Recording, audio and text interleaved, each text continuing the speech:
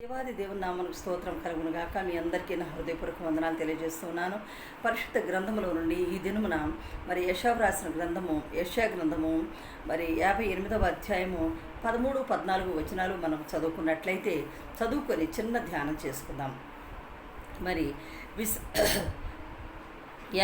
యెషయా గ్రంథం 58, 13, 14 వచనాలు.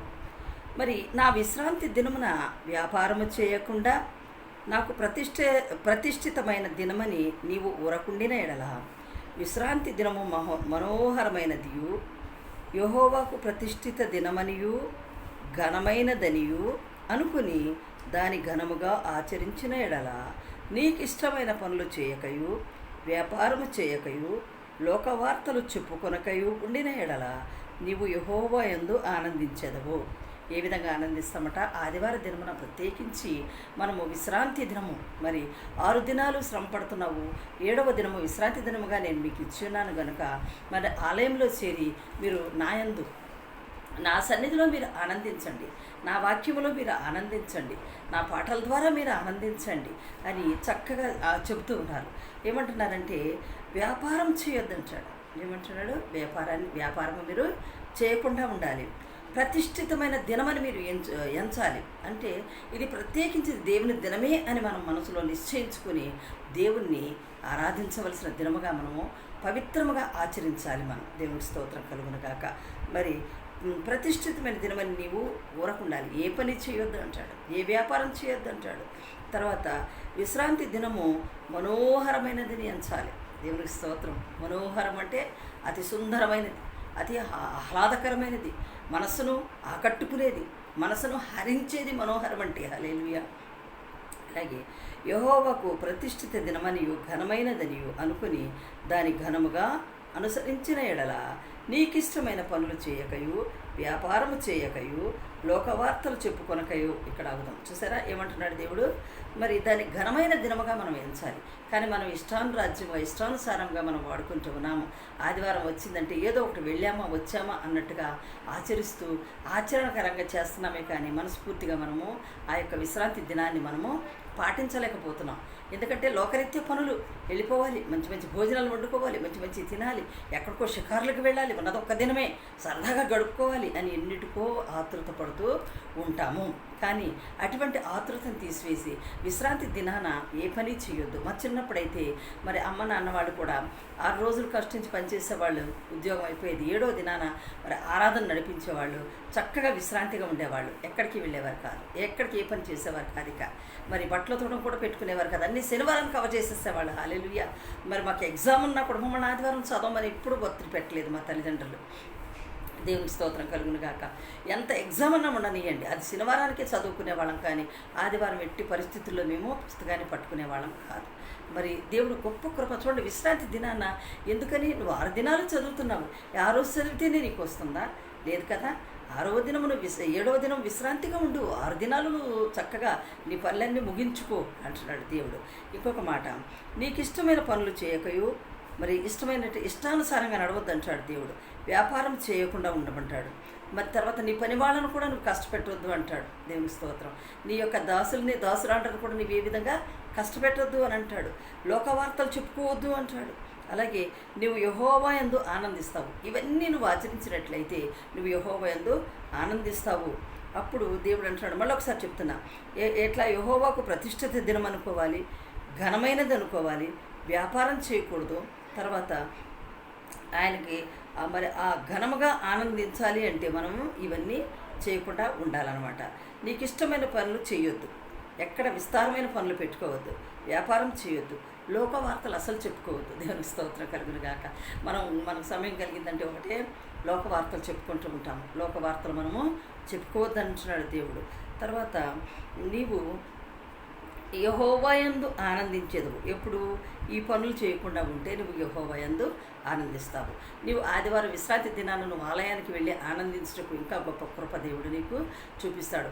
ఆదివారం వస్తావే కానీ నీ మనసు ఒక చోట, నీ శరీరం ఒక చోట. చూడండి ఏమంటాడు, mind absent body present, mind absent body present లాగా కూర్చొని మనం దేవాలయంలో కూడా కూర్చొని సెల్లో ఎప్పుడు మోగుద్దో ఏమవుతుందో ఇదొక తొందర, ఇదొక ఆతృత, ఎన్నో గలిబిలి చేసేస్తూ ఉంటుంది సైతాన్. కానీ వాటన్నిటికీ తావీయక నువ్వు విశ్రాంతిగా చక్కగా కూర్చో, మనసు నెమ్మదిగా పెట్టుకో. అది మరి పాస్టర్లు చెప్పే, అయ్యగారులు చెప్పే వాక్యం కోసం నీకు ధ్యానం ఉంచు, నీ చెవులో అప్పగించు, నీ మనసును కంట్రోల్లో పెట్టుకో, నీ హృదయంలో ఎదతలంపులు రాకుండా చేసుకో. ఎదుటివారికి వెనుకున్న వారికి మరి శోధనలు కల్పించకుండా ఉండాలి. అందుకని స్త్రీలు అంటాం, స్త్రీలు అందంగా అందమైన జుట్లు ఉంటాయి కనుక మరి వెనకుండే వాళ్ళకి మరి అందరికీ శోధన రానియకుండా తల మీద ముసుగు వేసుకో అని చెబుతాడు. స్థలం మీద ముసుకుండాలి. ఎందుకంటే మన హెయిర్ స్టైలు, మన క్లిప్పులు ఇవన్నీ చూసి శోధింపబడతారు. ఎందుకంటే వాళ్ళకి వీటి మీద ధ్యాస పోదు, కానీ అక్కడ అయ్యగా చెప్పేటటువంటి ప్రసంగాన్ని వినలేకపోతూ ఉంటారు. దేవునికి స్తోత్రం కలుగును గాక. మరి చాలా జాగ్రత్తగా ఉండాలి మనం దేవుని సన్నిధిలో. స్కూల్లో టీచర్ పాఠాలు చెబుతున్నప్పుడు ఎంత భద్రంగా ఉంటామో అదేవిధంగా అక్కడ పైగా పాస్టర్లు చెబుతున్నప్పుడు వాక్యాన్ని మనం అదే భద్రతతో ఉండాలి. నా మట్టుకు నేనైతే బెంచ్ మీద కూర్చున్నానంటే ఎక్కువగా కదలను, కాలు మీద కాలు వేయను. దేవునికి స్తోత్రం కలుగును గాక. ఒకవేళ ఎక్కడ శోధన వస్తుందో అని ఎదురుకుండా బెంచీలు ఉంటే అక్కడ కూర్చొని నేను ఎదురుకుండా ఏమి లేకుండా ఉంటే నేను కూర్చుంటాను. ఎందుకంటే నాకు మోకరించడానికి చక్కగా ప్లేస్ ఉంటుంది. తర్వాత కాళ్ళు నొప్పులు అవి ఇటు కదలడానికి ఉండదు. ఎంత స్టడీలో కూర్చోగలగడానికి అక్కడ చక్కగా డిసిప్లిన్ నాకు మెయింటైన్ చేసుకోవడం నాకు చాలా ఇష్టము. కొంతమంది బెంచుల మీద కూర్చొని ముందు వాళ్ళకి తగిలేలాగా కూడా కాళ్ళు తగిలిస్తూ ఉంటారు పెట్టి. ఇంత అసభ్యకరమైనటువంటి పనులు మనం ఎప్పుడు కూడా దేవుని ఆలయంలో చేయకూడదు.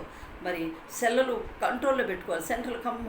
సెల్ కంప్లీట్గా సైలెంట్లో పడేసుకోవాలి. ఇక ఆ సెల్ మీద నువ్వు ఆధారపడ్డామనుకో, సెల్ ఎప్పుడు వస్తుందా నీకు అదే ధ్యానంలో ఉంటావు. అక్కడ చెప్పబడే వాక్యము, దేవుని సందేశం మనం వినలేక పోతూ ఉంటాము. దేవుని స్తోత్రం కలుగును గాక. మరి ప్రభువైన యేసుక్రీస్తు అంటున్నారు, లోకవార్తలు వద్దు మీకు.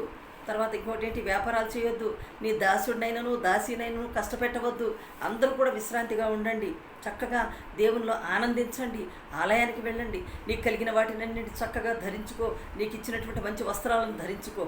ఒక చెల్లి నాకు చెప్పేదనమాట. ఒక చెల్లి నాతో అనింది, మరి 5-6 సంవత్సరాల క్రితం, మరి మా చర్చికి వచ్చే బిడ్డే నాకు చాలా దగ్గరగా ఉంటుంది.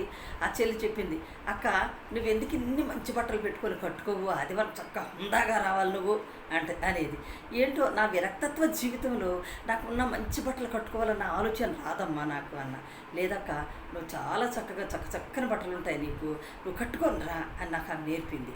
చూడండి, మరి దేవుడిచ్చినటువంటి వాటిని మరి అనుభవించడంలోనూ ఆనందించడంలోనూ ఆయన సన్నిధిలో ఆయనకు కృతజ్ఞతగా ఆయన సన్నిధిలో కూర్చొని మన శరీరాత్మలను ఆయనకు అప్పగించుకొని ఆ ఉన్న కొద్ది 2 గంటలు ఆయనతో మాట్లాడుకొని ఆయనలో ఆనందించి వచ్చేటకు మనం సమయం ఇవ్వగలిగితే నిజంగా ఎంత సంతోషమో చెప్పలేమండి. నేను అనుభవిస్తూ ఉంటాను అటువంటి అనుభవాన్ని. ఎందుకంటే అది ఎక్కడ ఎలాంటి వారు చెప్తున్నారు కదా, అక్కడ దైవ సందేశం అక్కడ నుంచి నాకు వస్తూ ఉంది. ఏ ఒక్క మాట అయినా నాలో పట్టుబడాలి, ఏ ఒక్కటైనా నేను దాన్ని అనుసరించాలి, నడుచుకోవాలి అన్నట్టుగానే నేను దేవునికి నా శరీరాన్ని నా ఆత్మను కూడా అప్పచెప్పేస్తూ ఉంటాను. హల్లెలూయా, దేవునికి స్తోత్రం కలుగును గాక. అప్పుడు ఇవన్నీ చేసినట్లయితే నీ తండ్రి అయిన మరి అంటున్నాడు దేవుడు, నీవు యెహోవా యందు ఆనందించదువు, దేశము యొక్క ఉన్నత స్థలముల మీద నేను నిన్ను ఎక్కించేదను. హల్లెలూయా, హల్లెలూయా, హల్లెలూయా, హల్లెలూయా. ఏమంటున్నాడు దేవుడు? దేశం యొక్క ఉన్నత స్థలముల మీద ఎక్కిస్తానంటాడు. ఆయన ఎక్కించే ఉన్నత స్థలాలు నీకు కావాలా? పడద్రోయబడే స్థలాలు కావాలా? ఏ స్థలాలు కావాలి?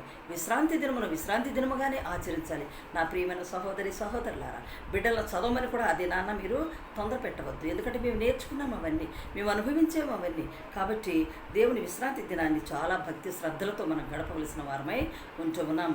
మరి దేవుని ఆలయానికి ఎలా వెళ్ళాలి, ఏ విధంగా వెళ్ళాలి, ఏ విధంగా ఆరాధించాలి అనేది కూడా మరలా నేను తర్వాత చెబుతాను. దేవుని స్తోత్రం కలుగును గాక. కాబట్టి దేవుని విశ్రాంతి దినంగానే మనం పాటించడానికి మనము సిద్ధపడే ఆలయాలకు రావాలండి. ఆలయానికి వచ్చినప్పుడు నీ యొక్క పరిశుభ్రతతో నీ యొక్క ఏమంటారు, నీ మనసును కడుక్కోవాలి, నీ హృదయాన్ని కడుక్కోవాలి, నీ శరీరాన్ని కడుక్కోవాలి, నీ తలారా అంటుకొని చక్కగా శుభ్రంగా వచ్చి ప్రశాంతమైన వాతావరణంగా ప్రశాంతమైన ఆలయంలో కూర్చొని ప్రశాంతంగా ఆ వాక్యాన్ని, దైవ సందేశాన్ని నీ విన్నట్లయితే నీ జీవితమునకు, నీ కుటుంబమునకు, నీ బిడ్డలకును నీ ఎంతో ఆశీర్వాదకరంగా ఉంటుంది. దేవునికి స్తోత్రం. నేను ఎంతగానో అనుభవించాను. నా చంటి బిడ్డలను కూడా నేను అలాగే నడిపించుకున్నాను. నా బిడ్డలు కూడా ఇప్పటికీ దైవారాధన, బల్లారాధన ఉంటుందంటే మేము ఎప్పుడు కూడా ఏమీ తినము. ఇంత షుగర్ ఉన్నా కూడా నేనేమి తినకుండానే వెళ్ళిపోతాను.